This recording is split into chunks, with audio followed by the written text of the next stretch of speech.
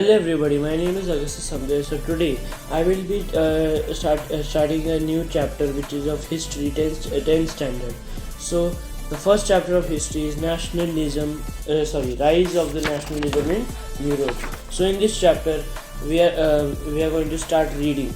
Means I will be reading this chapter, and I had already explained the first point on my own, but I forgot to make a video on that, so that's why I will be reading that, and I will start the second point and I will be explaining.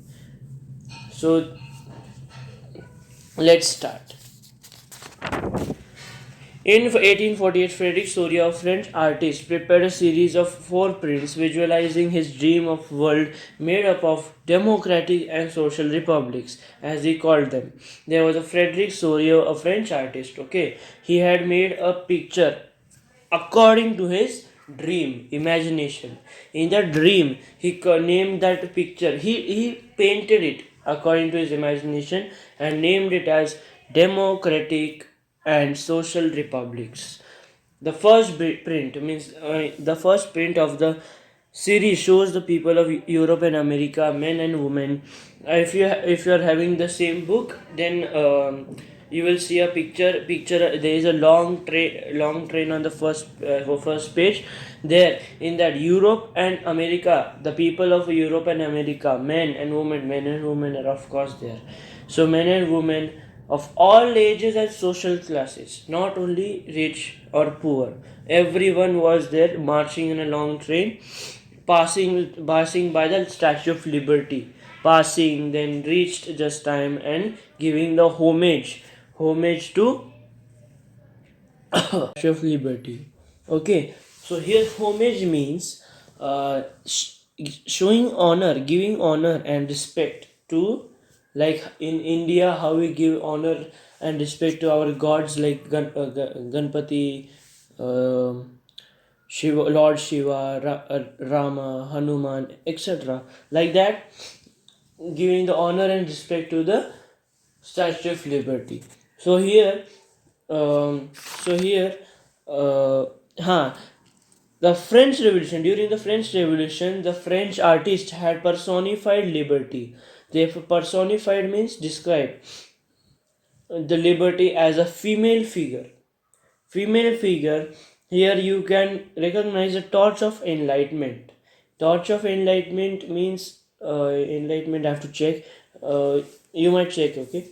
Because I am also a student, not a teacher at all. I am just trying to explain in my own words. If you're not understanding at all, um, please still stay in the video and watch till the end. Let's see how it will go, and subscribe and like to my channel also. Thank you. Now here you can recognize a torch of enlightenment, means as you have seen the Statue of Liberty. Where is Statue of Liberty present? New York. In New York it is present. She holds in the right hand, she holds a torch of enlightenment in right hand, and she bears in another, the left hand, she bears the charter of rights of men. Just remember this can come for MCQ in exam. On the earth, in the foreground of the image, lie the shattered remains of symbols of absolutist institutions. In Sorio's utopian vision. Okay. Here we have got a vision, and his vision was known as Sorio's utopian. Means Frederick Sorio had a vision of a society that is so ideal that is unlikely to actually exist. Okay, so what was the vision? The peoples of the world are grouped as distinct nations, identified through their flags and national custom, leading the procession way past the Statue of Liberty are the, see, now this is very important, who had passed, who had reached, that's also important. So United States means USA and Switzerland. Okay, which by this time means the United States and Switzerland had already passed the Statue of Liberty. Statue of Liberty does not move here and there, so it stays in one place. So USA and Switzerland, these two nations, they were nations that time. Nation states, you can also call nation states, had already passed the statue. Next, which by this time were already nation states. I just told that. Next, France. France, identified favorably by the revolutionary tricolor, had just reached the statue. Then, Miss France had already reached the statue, just now reached. Then she is followed by the peoples of Germany, bearing the black, red, and gold flag. Okay, she here indicates the Statue of Liberty. Here, Germany was the last. They were all means coming to the Statue of Liberty. In my knowledge, I think I know this only. Yes, I what you can say.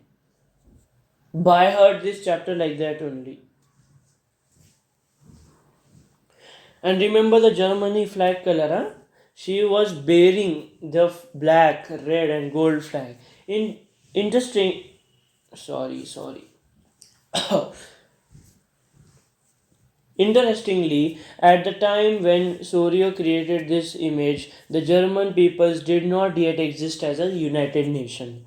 The flag they carry is an expression of liberal hopes in 1848 to unify the numerous German-speaking principalities into a nation state under a democratic constitution. Following the German peoples are the okay I will following peoples are of Austria, Kingdom of Two Sicilies, Lombardy, Poland, England, Ireland, Hungary, Russia. Later it came to know as Austria-Hungary. But okay, remember like that. So these states are very important. The question can come. Question can come. Who what I'll form a question. Which people from different states were following German people? Or you can also create your own. This I think this is a wrong question, but it may come. I wanted to frame a question. This states can be the answer for that question like that. I hope you understand, or I made confusion. Sorry.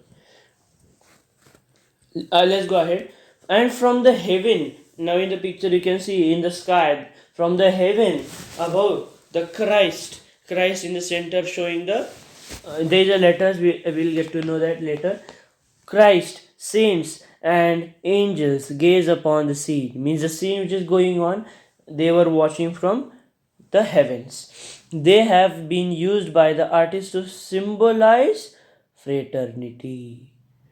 Fraternity means, I think fraternity came in the it is also mentioned in the constitution that India's preamble. Yes, preamble.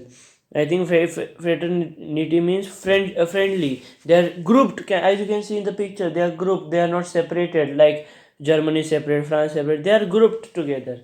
I think the fraternity means that only. Okay, so this chapter will deal with many issues visualized by Sorio. During the 19th century, nationalism emerged as a force which brought about sweeping changes in the political and mental world of Europe. The end result of these changes was the emergence of the nation state.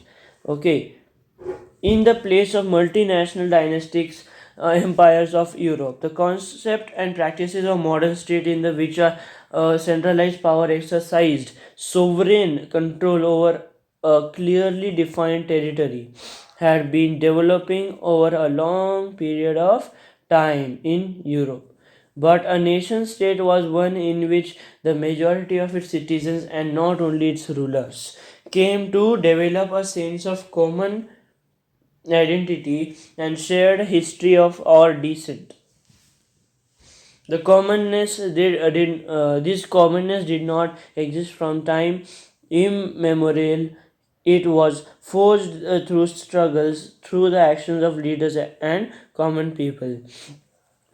This chapter will look at the diverse processes through which nation states and nationalism came into being in 19th century Europe. Now we will start our first topic. What is the first topic? The French Revolution and the idea of the nation. French Revolution was a topic in ninth standard, and that we if we had by heart that chapter very clearly, then you will get to know the chapter in this book also. Okay. The first clear expression of the nationalism came with the French Revolution in 1789. France, as you would remember, was a full-fledged territorial state in 1789 under the rule of absolute monarchy. Means pure monarchy. Monarch means king and queen's rule. The political and constitutional changes that came in the wake of the French Revolution led to the transfer of sovereignty from the monarchy to a body of French citizens. The revolution proclaimed that it was the people who would henceforth constitute the nation and shape its destiny. Okay. From the very beginning, from now this whole paragraph, from the beginning to become nations, this there will be a question on this. I'll give you the question. I think that is important. From the very beginning, the French revolutionaries introduced various measures and practices that could create a sense of collective identity amongst the French people. The ideas of la patrie means the fatherland and les citoyens means the citizen emphasize the notion of a united community enjoying equal rights under a constitution. A new French flag, the tricolor, was chosen to replace the former royal standard. The States General was elected by the body of active citizens and renamed as National Assembly. This is very easy. Means now I have also by heart the ninth standard French Revolution. Here, state generals who are only and only elected by active citizens, only active citizens, and they I think came. Remember, they came into the tennis court from the voting area. They came into a tennis court, and there they declared themselves as National Assembly.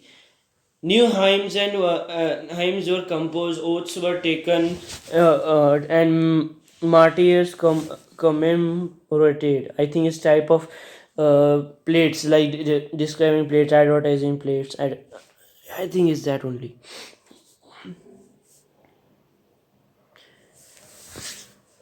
A centralized administrative system was put in place and it formulated uniform laws for all citizens within its territory. Internal customs duties and dues were abolished and a uniform system of weights and measures was adopted. Regional dialects were discouraged and French as it was spoken and written in Paris became the common language of the nation. The revolutionaries further declared that it was the mission and the destiny of the French nation to liberate the peoples of Europe from despotism. In other words, despotism means, in other words, you can say other peoples of Europe to become nations. Help other peoples of Europe to become nations.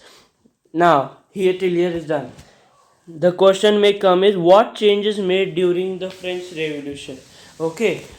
Meanwhile, write this question. I'll come back. What changes made during the French Revolution?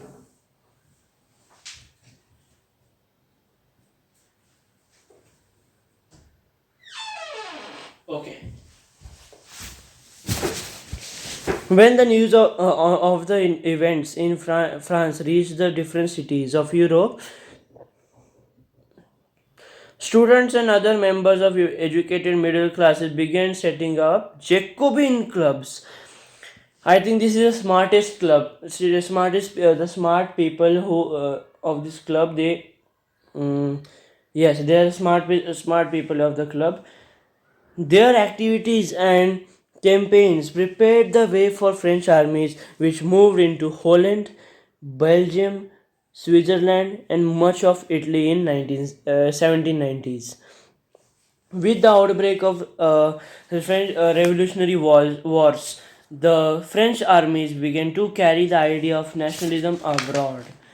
Now, within the swathe of territory that came in under his control, Napoleon comes in the Napoleon took place. Napoleon set about introducing many of the reforms that he had already introduced in France. Through a return to monarchy, Napoleon had no doubt destroyed the democracy in France. But in administrative field, he had incorporated revolutionary principles in order to make the whole system more rational and efficient. Yes, I'll bring the camera here only. Next, the Civil Code of 1804, usually known as the Napoleonic Code, did away with all privileges based on birth, established equality before the law, and secured the right to property. Okay, this is very important because of the code and because of the entry of the code, this all happened. What all happened? Privileges based on code, birth, established equality before law, secured right to property. This code was exported to the regions under French control in the Dutch Republic, in Switzerland, in Italy, and Germany. Napoleon simplified administrative divisions, abolished the feudal system, and freed the peasants from serfdom and manorial dues. In the towns, two guild restrictions were removed. Transport and communication system were improved. Peasants, artisans, workers, and new businessmen enjoyed a new-found freedom. Businessmen and small-scale producers of goods in particular began to realize that uniform laws, standardized weights and measures, and a common national currency would facilitate the movement of and exchange of goods and capital from one region to another. However, in the areas conquered, the reactions of the local population to French rule were mixed. Initially, in many places such as Holland and Switzerland, as well as in the certain cities like Brussels, Mainz, Milan, and Warsaw, the French armies were welcomed as harbingers of liberty. Here, question may come: who were welcomed as harbingers of liberty? So, write the names. Wait a minute. Who were the Brussels, Mainz, Milan, and Warsaw, and the French armies? No, no, sorry. Brussels, Mainz, Milan, and Warsaw, Holland, Switzerland. This much only. But the initial enthusiasm soon turned to hostility as it became clear that new administrative arrangements did not go hand in hand with political freedom. Increased taxation, censorship, forced conscription into the French armies required to conquer the rest of the Europe. All seem to outweigh the advantages of the administrative changes. Okay, now in the right side you can see the picture of Napoleon and some papers falling back. Actually, he was returning from the failure or losing the Battle of Leipzig.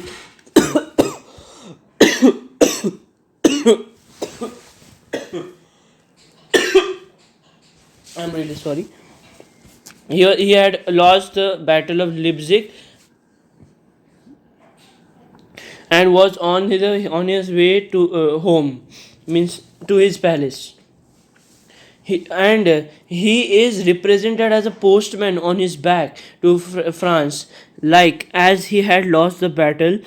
So what does that mean? It means each letter is falling down, means each letter dropping out of his bag bears the names of the territories he lost. A picture I can also make a large meaning.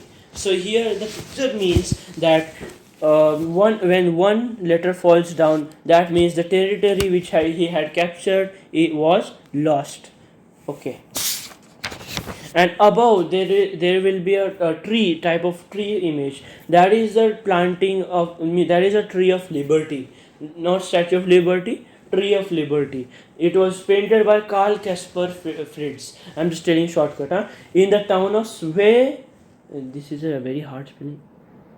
Zweibrücken, say anything. Okay, Zweibrücken by French armies, and Zweibrücken was located in Germany. As you can see in the image, the French army was okay, say recognized by their tricolor, which is red, blue, blue, white, red, right? So they had wore that uniform. Okay, so there in the picture it has shown so many means description, like they have been portrayed as oppressors, as they seize a peasant cart, okay, harass some young woman, center foreground, okay, no, harass some young woman, that much only, and force a peasant down to his knees, okay. And then as you can see between the tree there is a small plaque. Plaque means it's type of template being affixed to a tree, carries a German inscription, which in translation reads, "Take freedom and equality from us, the model of humanity." This is a sarcastic reference to the claim of the French as being liberators who oppose monarchy in the territories they enter. Here we have completed the first point, and now in the ahead video we will talk about the second point. Okay, second point is the making of nationalism in Europe. Till then, take a small break, then we'll come back. Okay, bye.